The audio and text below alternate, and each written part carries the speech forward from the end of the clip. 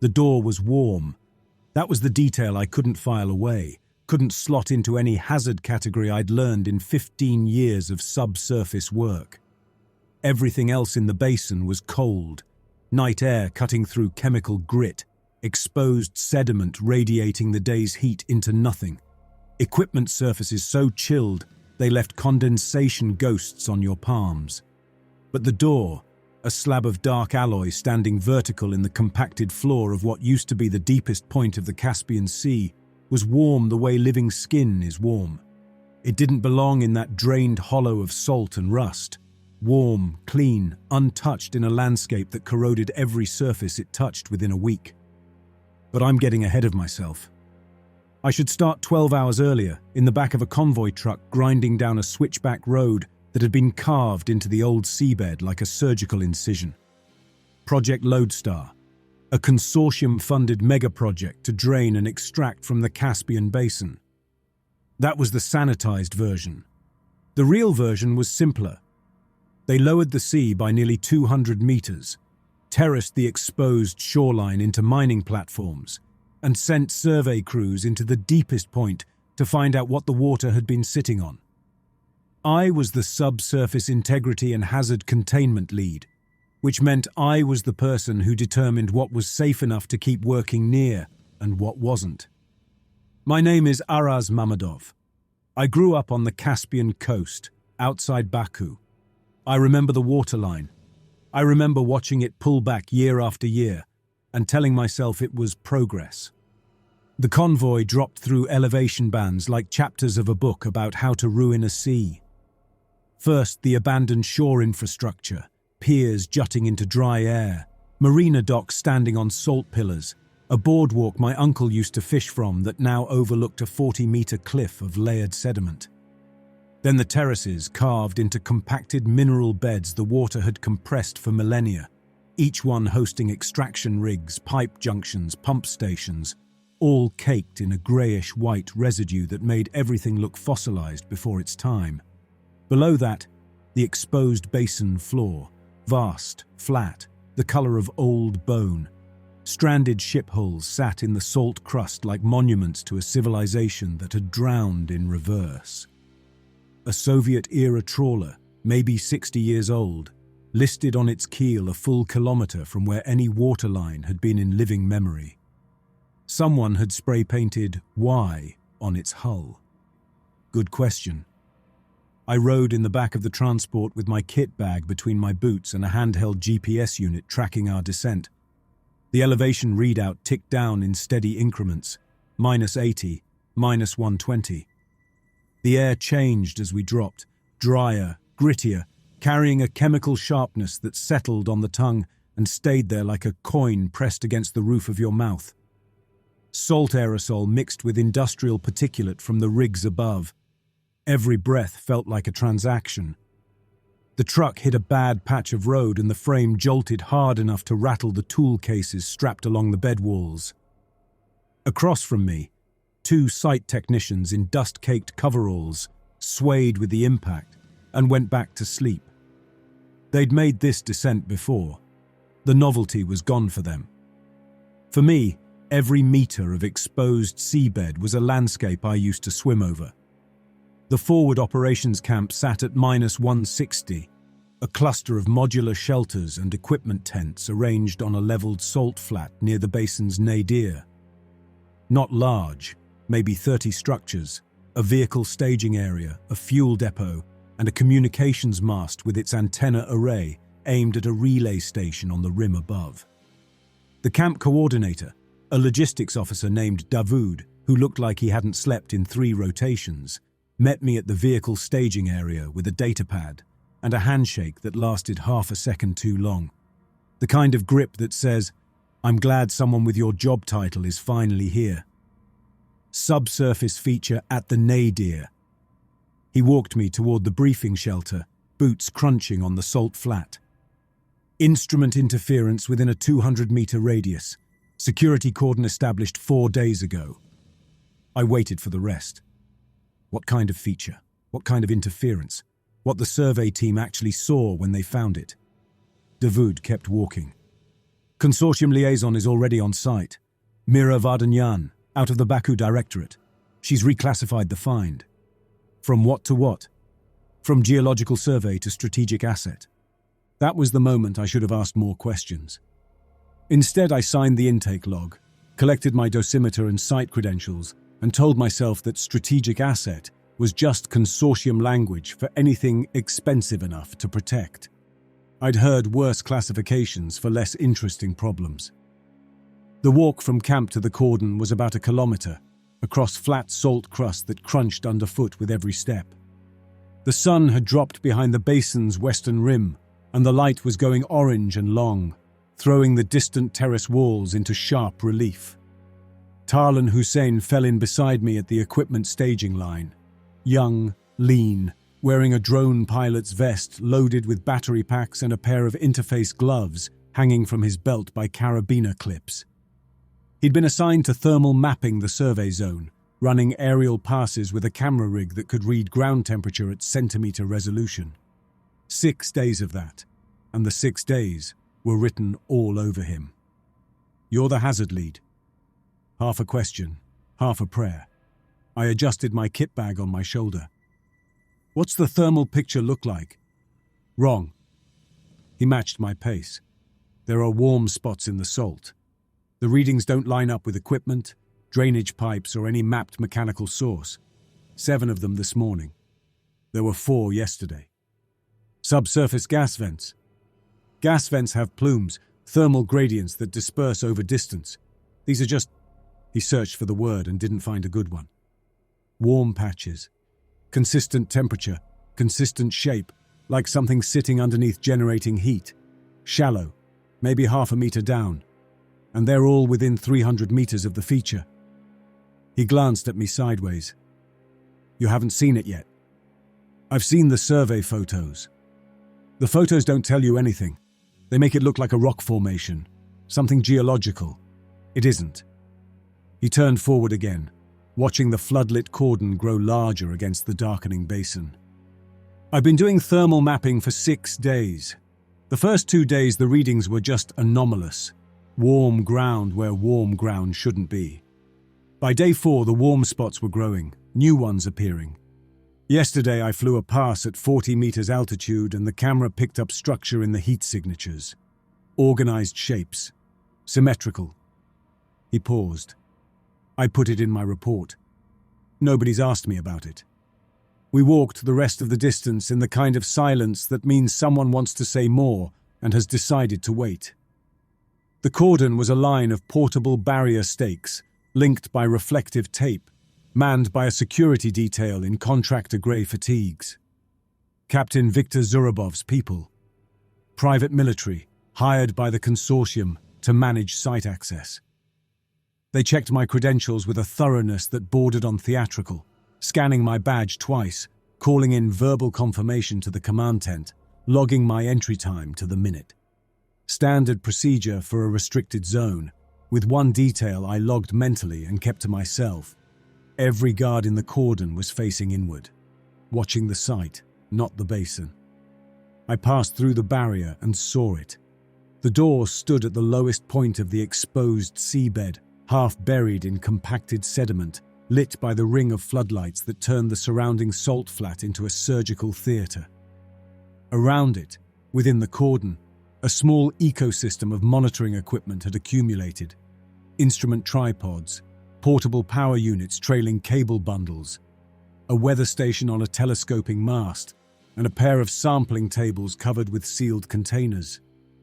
2 technicians sat in folding chairs near the nearest instrument cluster, wrapped in thermal jackets, drinking from vacuum flasks and watching the door the way you'd watch an animal you weren't sure was sleeping.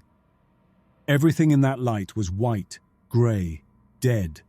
The salt, the equipment housings, the cable sheathing, the technicians' faces. Everything except the door. Dark metal, vertical, perhaps 15 meters tall and 10 wide. A single freestanding slab with no visible frame, hinges, housing, or support. It rose from the sediment like a fin, its surface so clean it looked wet under the floods.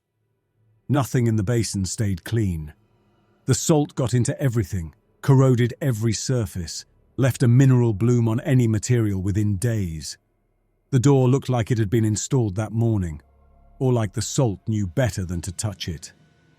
I set my kit bag down near the sampling tables, pulled my dosimeter off my belt to check the calibration, and started walking toward it.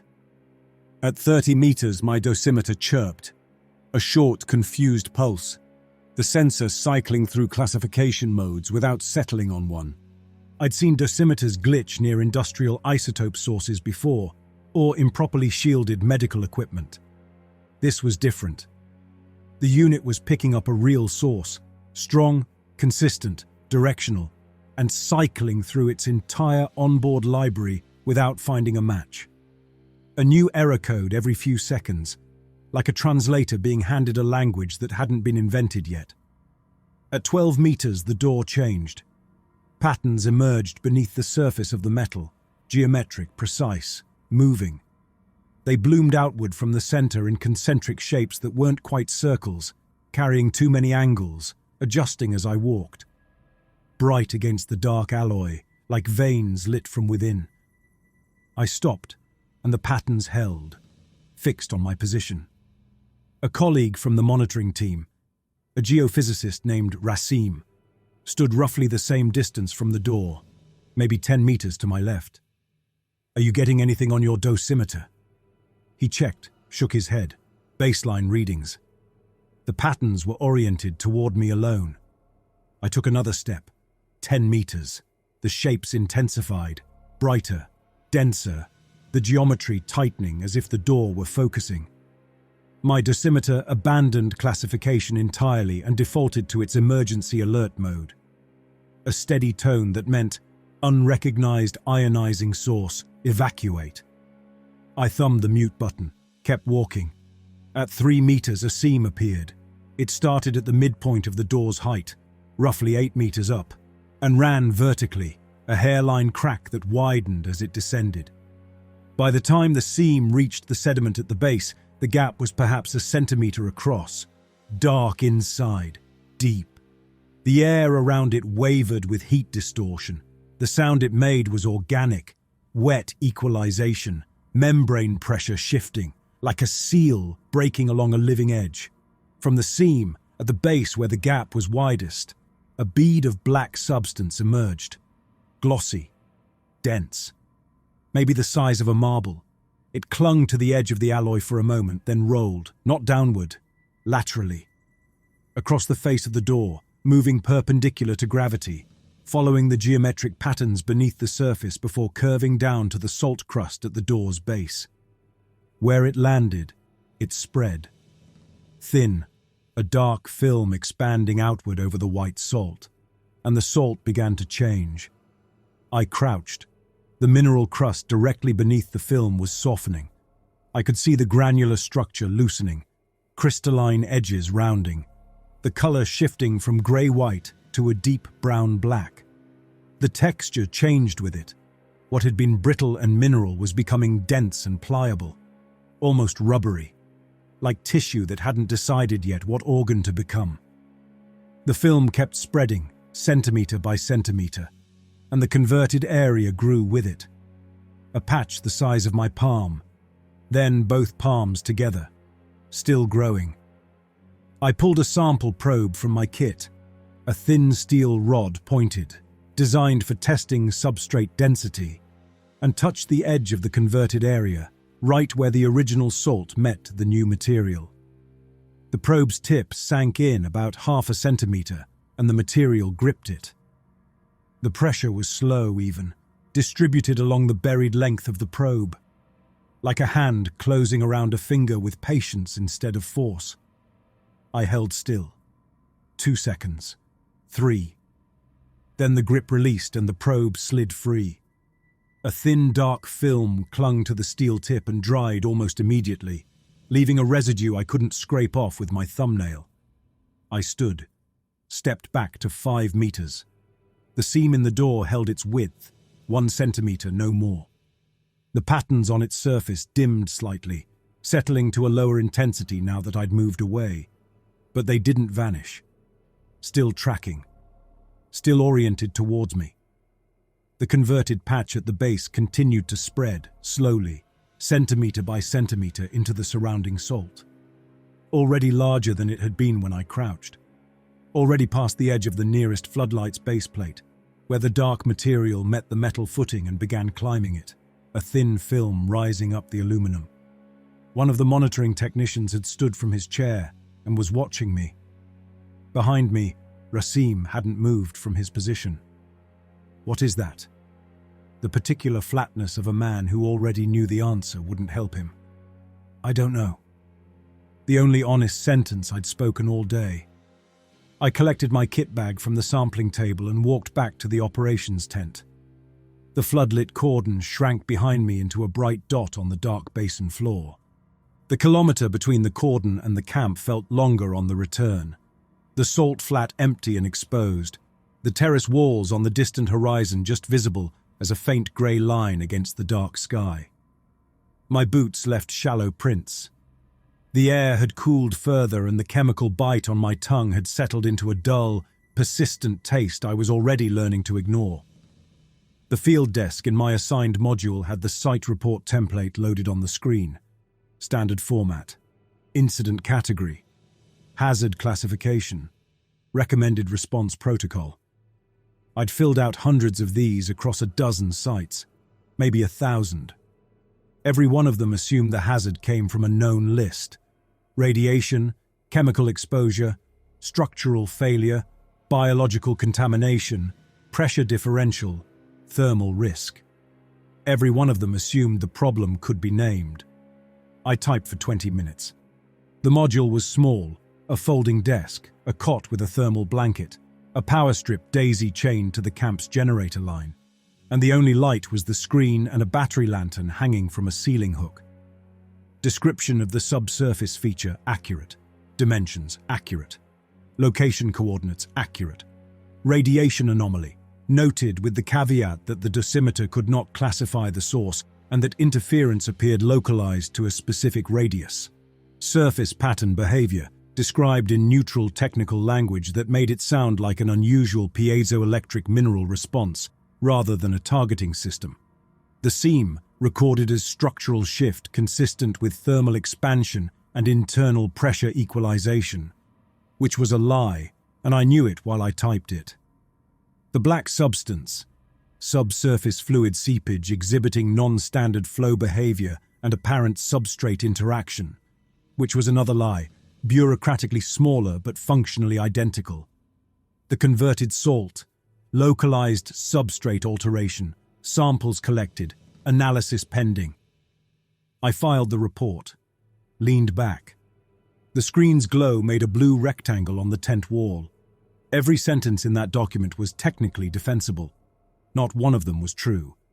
The door had responded to my presence specifically. Mine, not Rasim's or anyone else who'd been standing at that distance.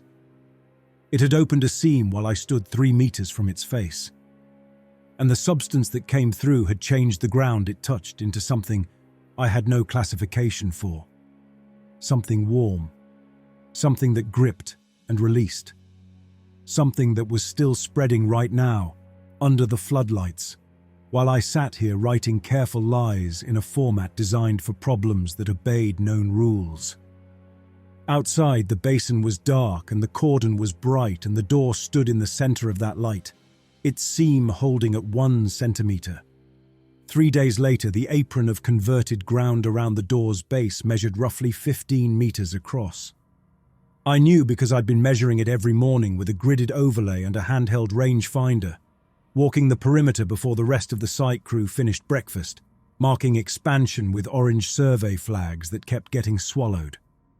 The flags I'd planted on day 1 were gone, absorbed into the dark substrate, their plastic shafts softened and folded flat, their orange fabric stained black and fused with the surface like pressed leaves in wet clay. I'd started using metal stakes instead. The metal lasted longer but developed a dark patina within hours, a thin film creeping up the shaft from the point of contact, the same way it had climbed the floodlight footing on the first night.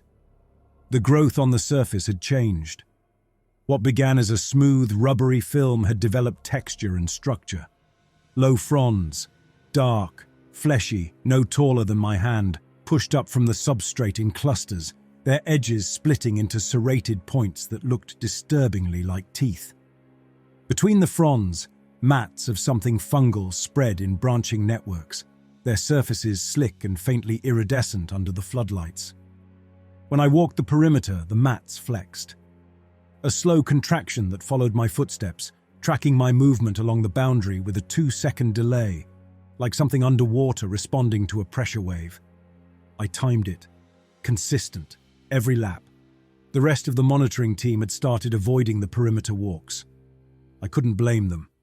That morning I was on my third circuit, logging the overnight expansion, another 40 centimeters outward, uniform around the circumference, when Mira Vardanyan's voice came through the site radio. She wanted me at the operations module, immediately. I finished my measurements, capped my marker and walked back.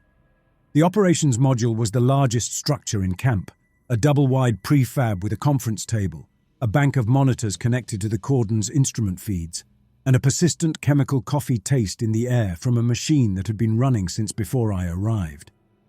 Mira stood at the head of the table with a datapad, and the particular posture of someone delivering instructions rather than opening a discussion. Mid-40s, precise in her movements, wearing a consortium-branded field jacket that still looked new because she spent most of her time indoors. The materials team in Baku needs substrate cores from the converted zone. 3 samples minimum, taken at 1 meter, 5 meter, and 10 meter distances from the door. And the biointerfaces group wants atmospheric readings from within a meter of the seam. They need particulate analysis from the seam boundary, background radiation profiling, thermal gradient mapping at close range. She set the datapad on the table. I've approved the access request. Sampling crew deploys this afternoon. You're sending people inside the perimeter. I'm sending a sampling crew with proper equipment, escorted by the hazard containment lead, which is you. The argument that followed lasted about 4 minutes and went exactly the way these arguments go when one person holds operational authority and the other holds a recommendation. I laid out my objections in order. The expansion rate was accelerating. The substrate was demonstrating reactive behavior, the door's radiation signature remained unclassified, and proximity had already triggered a structural response on day 1. She listened to all of it like someone who had pre-decided the outcome and was letting me finish out of professional courtesy. The consortium's position is that characterization requires proximity. We can't assess the resource value of what's been found without close-range data. Resource value. Araz. The first time she'd used my name. There are 4 governments watching this site through satellite imagery. The consortium's extraction license covers mineral and hydrocarbon rights in the basin. What's coming through that door may not be mineral or hydrocarbon, but it's coming through on consortium-licensed ground. If we don't characterize it, someone else will. And they won't ask your permission either. She left the datapad on the table. The sampling schedule was already printed. The crew assembled at the cordon gate at 1400. 2 materials technicians with core drilling rigs, a radiation specialist with a portable spectrometer, and me. Zurabov had assigned one of his security contractors to shadow us. A quiet Chechen named Emil who carried a sidearm and a face that suggested he'd rather be anywhere else on the planet. 5 of us. I led them through the barrier and onto the converted ground. The substrate yielded underfoot. Every step compressed it like dense foam, and when I lifted my boot, the material recovered slowly, filling the impression over the course of 3 or 4 seconds. The fronds along the path swayed as we passed. The air was still. Nothing in that basin pushed them. The fungal mats contracted in sequence ahead of us, a ripple of movement that always stayed just outside arm's reach, like the ground was clearing a path. At 12 meters from the door, the patterns activated. Brighter than the first night, faster. The geometric shapes bloomed beneath the alloy surface and locked onto my position within seconds. And this time I could see the response gradient clearly, vivid where I stood, dimming toward the periphery, and absent entirely around the 4 people behind me. The radiation specialist checked his spectrometer. Clean readings. He looked at mine. The dosimeter on my belt was already cycling through error codes, its display scrolling too fast to read individual values. "Just me," I told him. "Keep your distance from the seam. I'll take point."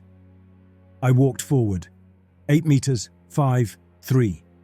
The seam, which had held at 1 centimeter for 3 days, began to move. The crack widened with a sound I now recognized. That wet, organic equalization, like tissue separating along a living joint. Slowly at first, then faster. New beads of the black substance formed along the seam's lower edge and dropped onto the converted ground, where they were absorbed instantly, swallowed into the substrate without pooling. The gap passed 2 centimeters, then 3. The darkness inside the seam deepened. The floodlights couldn't penetrate it, and the portable lamps the technicians carried made no impression, the light entering the gap and dying at a depth of perhaps a centimeter, as if the space beyond the door operated on different rules about what light was allowed to do. One of the materials technicians started his core drill. The vibration drew an immediate response from the substrate. The fungal mats within a 3-meter radius contracted simultaneously. The fronds stiffened and oriented toward the drill point, and the ground beneath the technician's boots softened enough that he sank an extra centimeter. He kept drilling. The core he extracted was a cylinder of the dark material, dense and warm in its sample sleeve, and where the bore hole remained, the substrate began closing it from the edges inward, regenerating the lost volume in real time. I stood 3 meters from the seam and watched it hold at 4 centimeters. The patterns on the door's surface were so bright now they cast faint geometric shadows on the converted ground behind me, and the heat coming through the gap was steady and intimate, like standing near a body.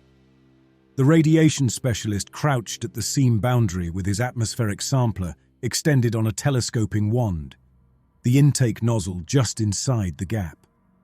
His instruments fed data to a handheld display, and I watched his face change as the numbers came in. He pulled the wand back.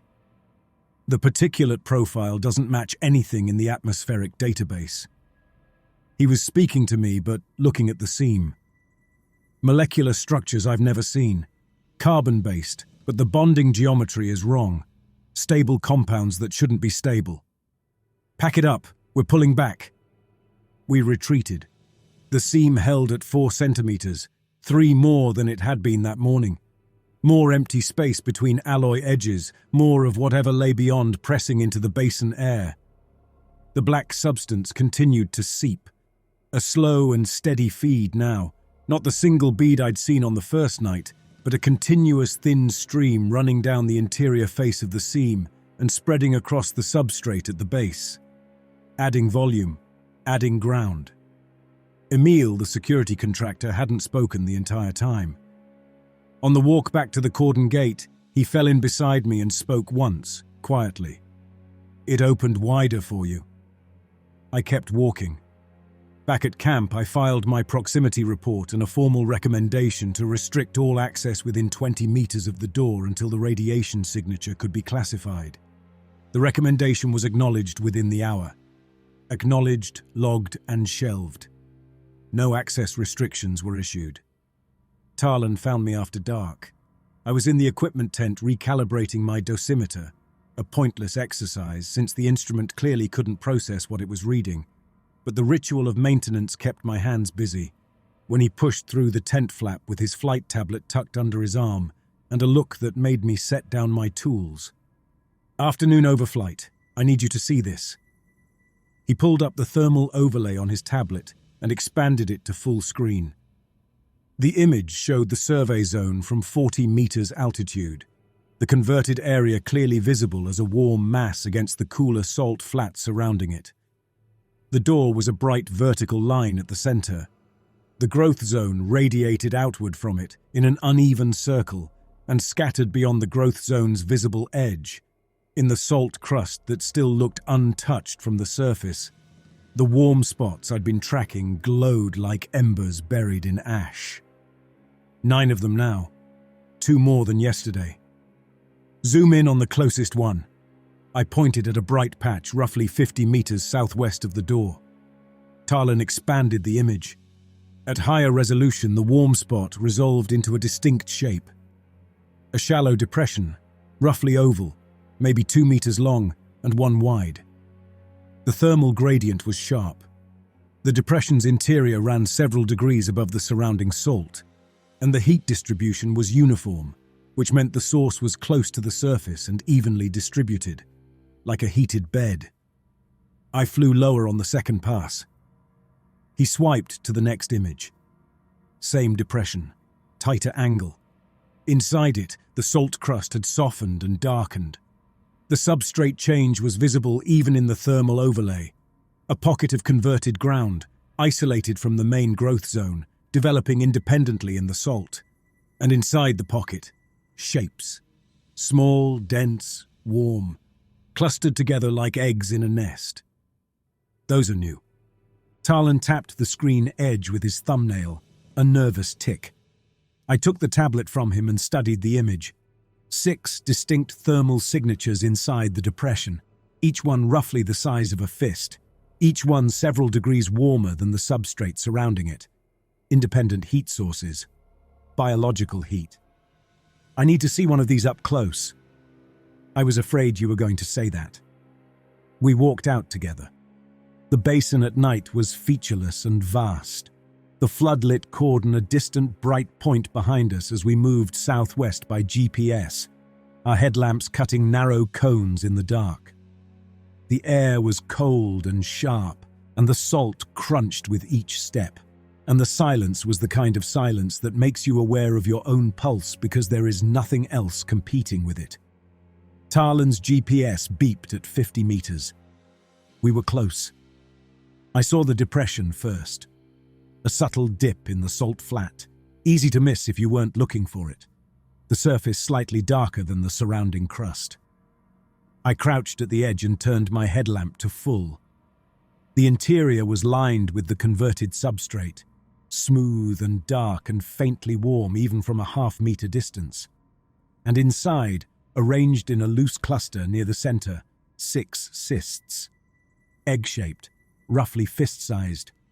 Their surfaces were taut and faintly translucent under the light, with a dark, membranous quality, like something organic stretched to capacity. Inside the nearest one, something moved, a slow, folding motion. Structures rearranging themselves inside the casing, limbs or sensory organs or something that had no analogue in any anatomy I knew, pressing against the membrane, testing the boundary, pulling back, pressing again, learning its own shape. The movement was a rhythmic and exploratory, alive in the way that unfinished things are alive before they understand what they are. I watched for perhaps 30 seconds. Then I stood and stepped back. Talon was standing 2 meters behind me, headlamp aimed at the depression, arms crossed tight against his chest. The ground is producing these. My voice was steady, which surprised me. Independent of the main growth zone. The conversion spreads underground through the salt, establishes isolated pockets, and the pockets produce these. What are they? A question I wasn't going to answer with a guess. We need to get Sokolova down here. We marked the site with a metal stake and walked back to camp in silence. The floodlit cordon grew ahead of us, and behind us in the dark, 9 warm depressions sat in the salt, like something the earth was incubating. Dr. Damira Sokolova requested a private meeting the next morning. Not at the operations module. She specifically asked me to come to the medical tent, which doubled as her lab space. A small prefab at the camp's southern edge, away from the main cluster of shelters, crammed with biosensor equipment and sample containers, and a narrow cot she clearly hadn't been sleeping on. She was already seated when I arrived, perched on a lab stool with her own tablet open to a dense spread of graphs. Mid-50s, lean, with the kind of movement that comes from decades of lab work. She'd been brought in under a separate contract, biointerfaces and exobiology, disciplines I'd only vaguely understood before this assignment, and now understood mattered more than anything else on site. Close the flap. I did. The door's surface patterns. She turned the tablet toward me. I've been correlating the instrument data from every approach since you arrived. Mine, the monitoring teams, security's proximity logs, every person who has come within 30 meters in the last 4 days. She tapped a graph, a series of peaked waveforms, each one labeled with a name and timestamp. The patterns respond to human proximity, but the response intensity varies by individual, dramatically. She scrolled through the waveforms. Most were low, modest peaks, short duration, quick decay. One was different, a tall, sustained waveform that dwarfed the others, holding its peak across the entire duration of proximity and tapering slowly after withdrawal. Mine. The response to you is roughly 4 times stronger than the next highest reading on site, and the signature isn't random. The door is reading something specific. She pulled up a second set of graphs. I cross-referenced the pattern intensity with biometric data from the site medical logs, heart rate, cortisol, immune markers, sleep quality, cognitive load assessments. The correlation is strong. She met my eyes.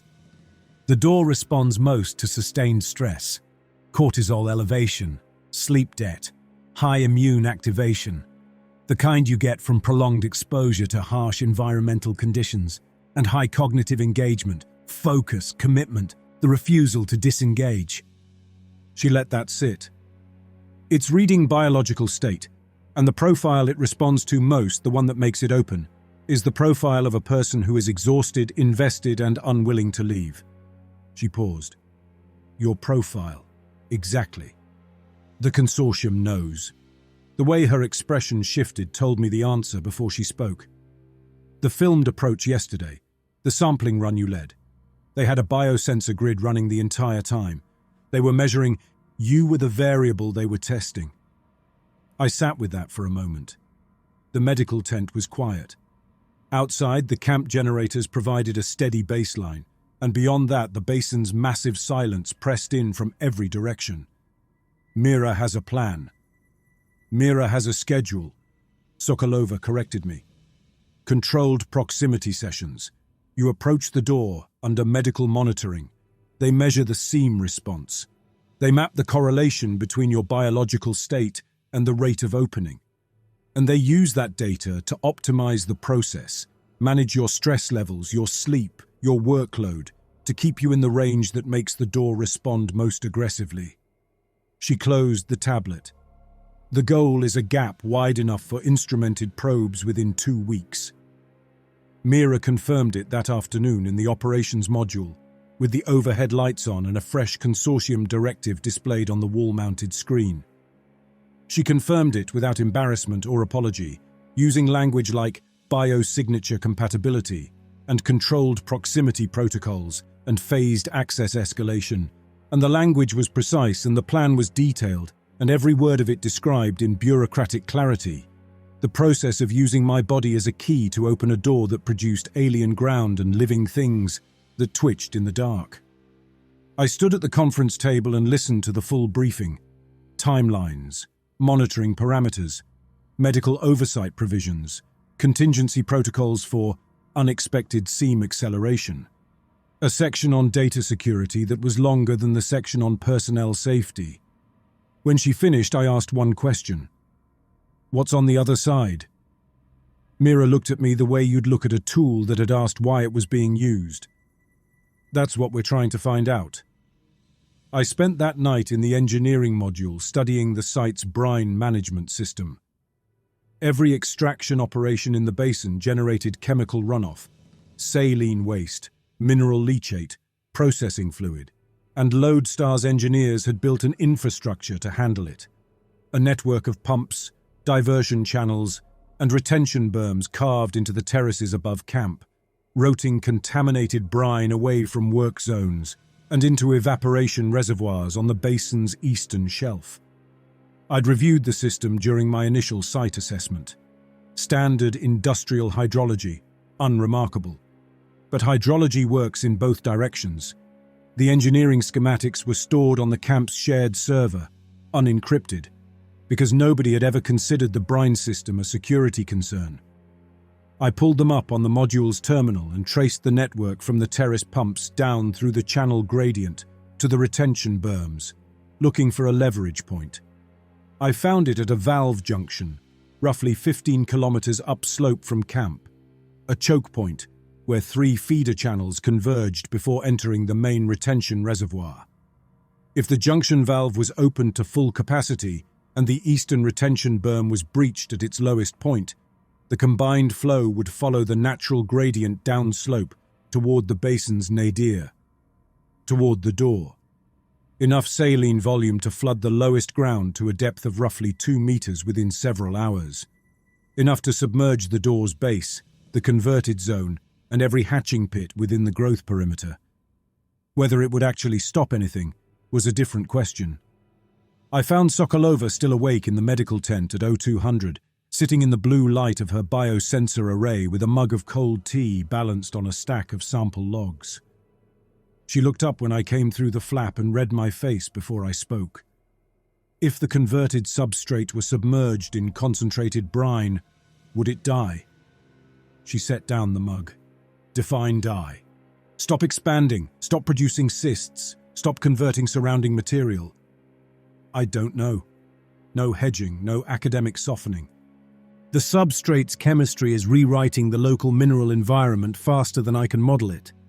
I can tell you what it's doing, breaking down the salt matrix, rebonding the mineral components into new stable structures, generating biological material from inorganic precursors.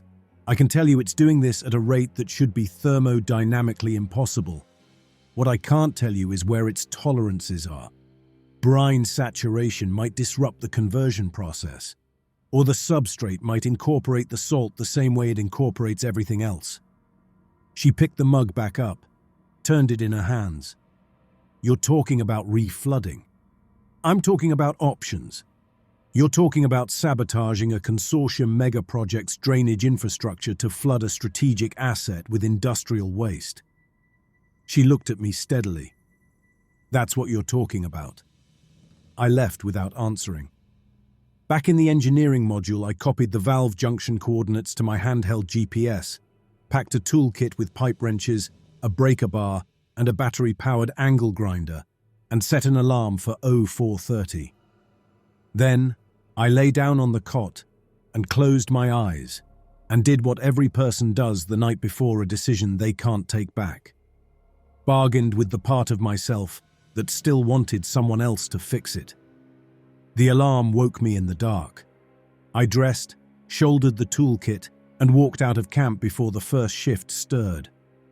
The route upslope followed a maintenance track cut into the salt flat alongside the main brine channel, a shallow concrete-lined trench, dry at this hour, that carried runoff from the terrace pumps during active extraction cycles. The track was rough and unlit, and my headlamp threw a cone of white light that bounced off the salt crust ahead and vanished into the dark on either side. The air was cold enough to sting exposed skin. My boots found a rhythm on the packed ground, and I let the rhythm carry me, one step after another, the camp's lights dwindling behind me, and the terrace walls growing larger ahead, their silhouettes just visible against a sky that was beginning to lighten in the east. The walk took most of the morning. 15 kilometers of gradual incline across terrain that looked the same in every direction. White crust, grey sediment, the brine channel running alongside like a scar. I passed a pipeline junction where a cluster of valve housings stood in a row like headstones, their surfaces coated in mineral bloom. I passed a decommissioned pump station, its machinery stripped and its housing left to corrode. The basin's industrial skeleton, laid bare by the retreating water and left to fossilize. I'd helped build systems like these, signed off on their placement, certified their safety margins. The thought sat in my chest like a stone I'd swallowed and couldn't cough up. The valve junction appeared at the crest of a shallow rise, where the 3 feeder channels converged into a single larger channel before dropping into the retention reservoir below. 3 large gate valves, each one controlling flow from a separate terrace level, mounted in concrete housings with manual override wheels. The wheels were corroded. Salt and mineral deposits had fused the moving parts into rigid masses that resisted the first wrench I applied. I switched to the breaker bar, fitted it over the first valve wheel, and leaned my weight into it. The wheel moved a quarter turn with a grinding complaint and stuck again. I repositioned, leaned harder. Another quarter turn. The mechanism was fighting me with the accumulated stubbornness of months without maintenance, every thread and bearing packed with crystallized brine. My arms burned, my gloves tore on the corroded metal. I got the first valve to half open and moved to the second. 40 minutes in, hands raw, shoulders aching, the second valve grinding toward open position. My radio crackled. I almost ignored it. The site channel had been quiet all morning. Routine traffic, shift changes, equipment requests. Then one of Zurabov's security team broke through, speaking fast. The words compressed by urgency into a cadence I recognized from years of working near men whose training kicked in when things went wrong. Perimeter alert, all stations. The feature is active. Repeat, the feature is active. Seam expansion in progress. Requesting... A second voice cut in. One of the monitoring technicians. Seam at 12 centimeters and accelerating. We're reading temperature spikes across the entire growth zone. The substrate is... More voices, overlapping. Zurabov's clipped commands ordering his team to pull back to the expanded perimeter. A technician reporting that the hatching pits were showing rapid thermal increase. Someone, it sounded like Talon, calling out that his drone feed was showing movement on the converted ground. Movement, coordinated, multiple points. I stood at the valve junction with the breaker bar in my hands and listened to the site come apart. The transmissions assembled a picture in fragments. The seam in the door was opening fast, faster than any previous observation, centimeters per minute instead of centimeters per day. The black substance was flowing freely, a volume that dwarfed anything the monitoring team had recorded, spreading across the converted zone and extending its boundary outward in real time. And in the hatching pits, the cysts were splitting, one by one, in sequence, the membranes rupturing and things emerging, unfolding from their casings onto the dark substrate and beginning to move. Talon's voice came through clearest. He was airborne, running his drone at low altitude over the growth zone, narrating what the camera showed. 5-6 organisms on the surface now, moving outward from the pits toward the growth boundary. They're not attacking anything. They're spreading out, distributing like they're extending the perimeter. A pause.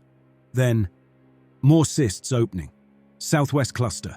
I count 4 more emerging. I looked down at the valve junction. The second wheel was 3/4 open. The third was still sealed. Below me, the channel dropped toward the basin floor in a long gradient, dry concrete waiting for flow. I knew what I was hearing. The door was performing as designed. The organisms were dispersing on schedule. This was a completion, the final stage of a process that had been running on its own schedule since the seam first cracked open under my feet. Everything before this, the slow centimeters, the seepage, the incremental conversion of salt into substrate, had been preparation, groundwork. And now the delivery was happening all at once, because whatever criteria the system used to determine readiness had been met. My presence at the valve junction changed nothing. My sabotage changed nothing. The door was finishing its work on a timeline that had nothing to do with mine. I opened the third valve anyway, then cut the berm at its lowest seam. The mechanism gave with a shudder, and a gout of brown-tinged water burst from the channel junction, splattering the concrete and running downslope in a widening stream. It would take hours to build volume, hours more to reach the nadir. By then, whatever was happening at the door would be long finished. I knew that. I opened the valve anyway, because the alternative was standing on a terrace with my hands at my sides while something I couldn't stop rewrote the ground I'd grown up on. The gesture was useless.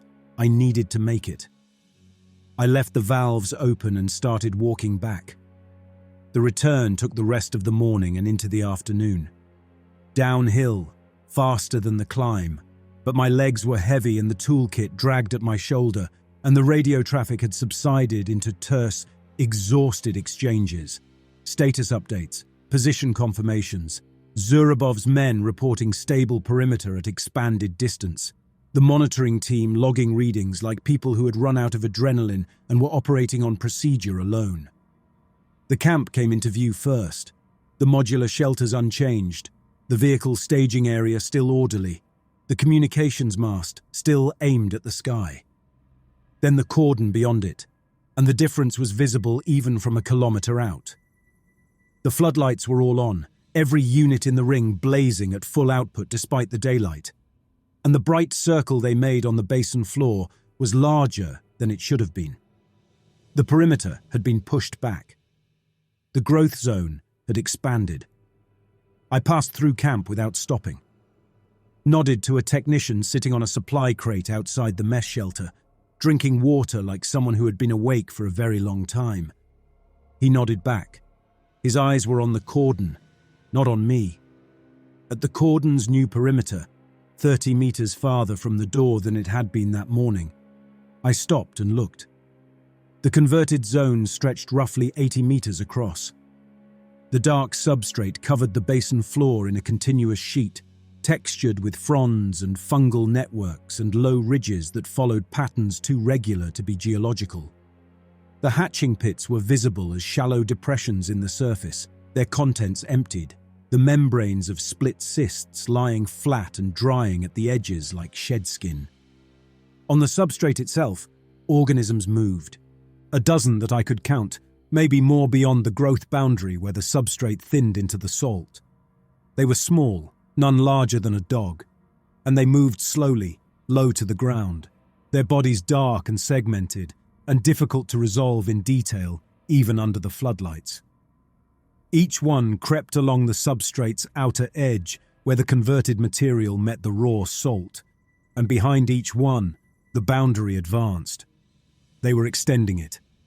Millimeter by millimeter, the organisms were pushing the converted zone outward, processing the salt into new substrate in their wake. They were groundskeepers, gardeners, the first workforce of a territory that had been seeded and was now being tended. And the door was closing. The seam that had opened to, someone on the radio had reported 15 centimeters at peak, was narrowing. The same centimeter by centimeter precision I'd seen on the first night, but in reverse.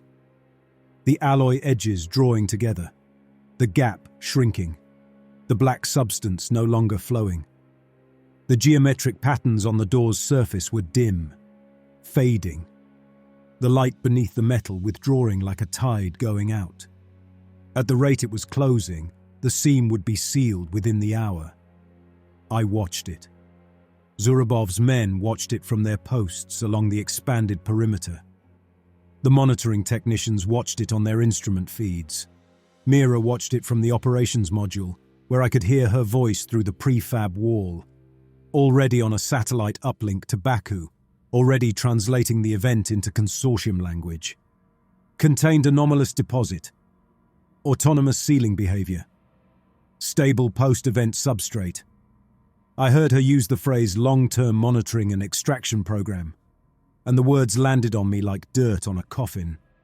Sokolova found me 20 minutes later at the edge of the perimeter, sitting on a ridge of undisturbed salt with my toolkit between my boots.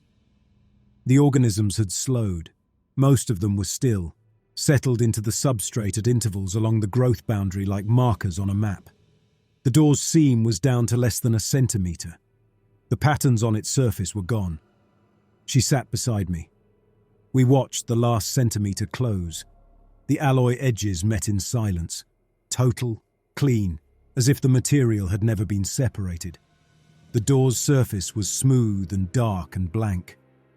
It's finished. She was looking at the converted ground, not the door. The substrate is self-sustaining. The organisms are maintaining the boundary and extending it. Slowly now, centimeters per day, maybe less. But the process is independent. It doesn't need the active feed anymore. She rested her forearms on her knees. It's a starter culture, a seed deposit. Put down the base layer, introduce the maintenance organisms, confirm viability, withdraw. Like inoculating a petri dish and closing the lid. The brine will reach the nadir by morning. She looked at me, then at the converted ground. 80 meters of alien substrate, stable and warm and alive, built from the salt floor of a sea I used to swim in. It will absorb it. She picked at a seam on her field jacket. Incorporate the salt. Use it. I knew. I'd known when I opened the valves. The gesture had been for me, not for the basin.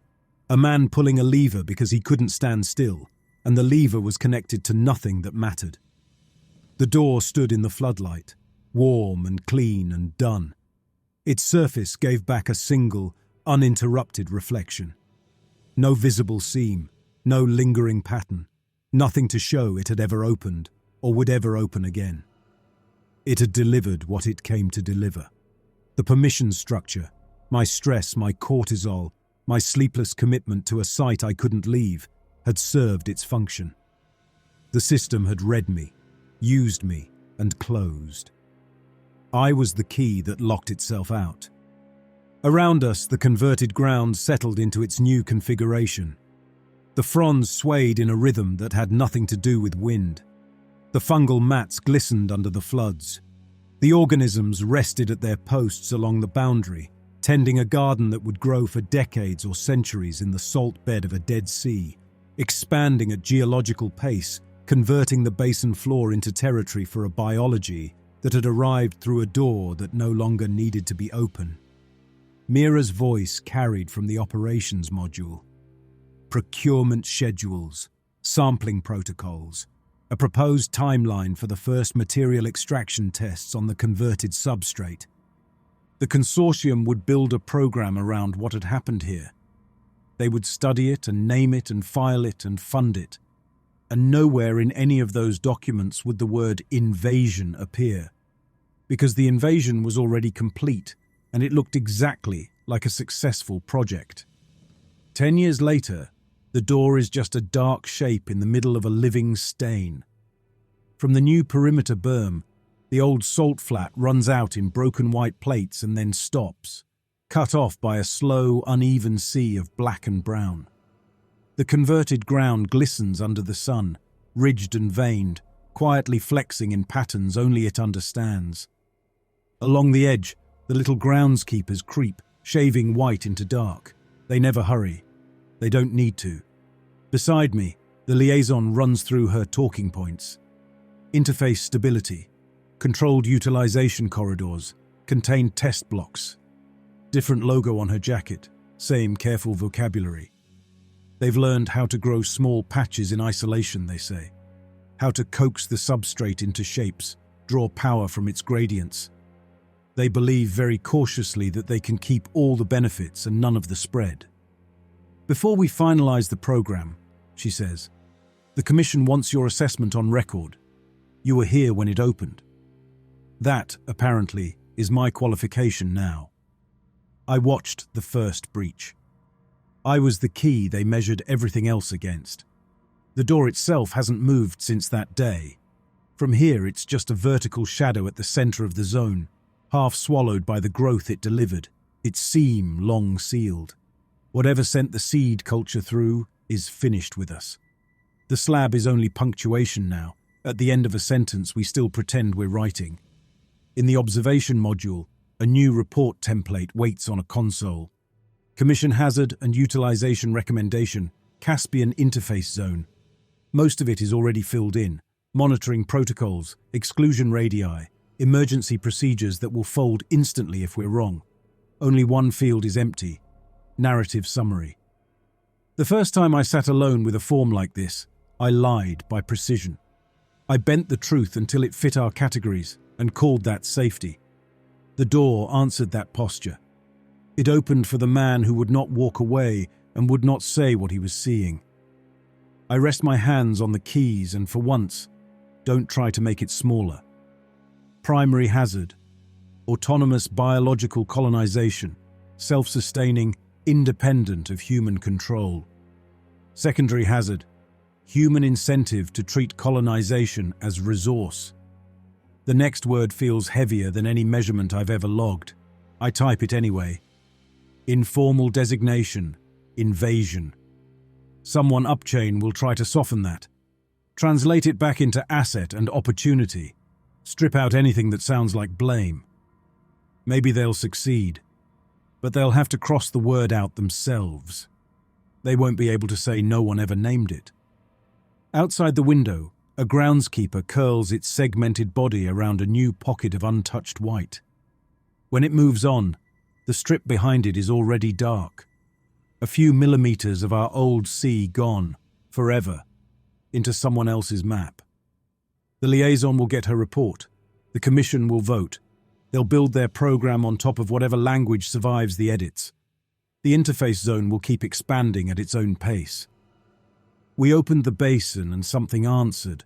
I can't close the door it used me to open.